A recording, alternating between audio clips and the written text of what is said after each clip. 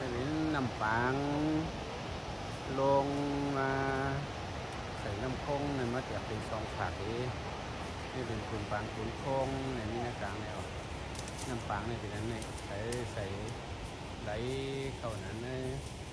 น้ำคงดังบนกับพี่น้องเขาเนาะนี่ไหลเข้าไปน้ำคงน้ำปางนี่น้ำคงนี่อันใส่อันขุ่นมาล่อกันเอาก้อนนี่เป็นใส่ก้อนนี่เป็นขุ่นนะ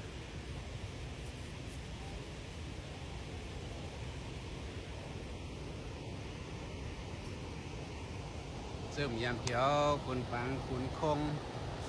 มาช่วยกันไหนกันเนาะน้ำปางน้ำคงมาผ่านเงี้ยกันล่อกันได้ครับได้เป็นซบปางนี่กันได้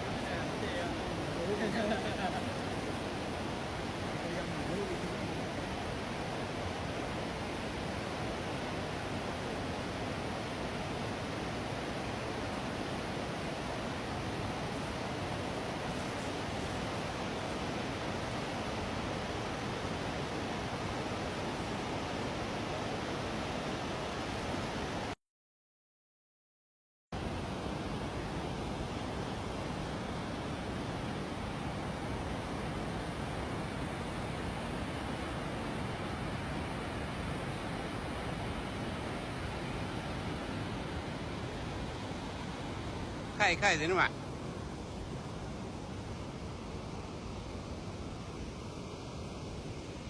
น้ำปางลงมาหล่อใส่น้ำคงนี่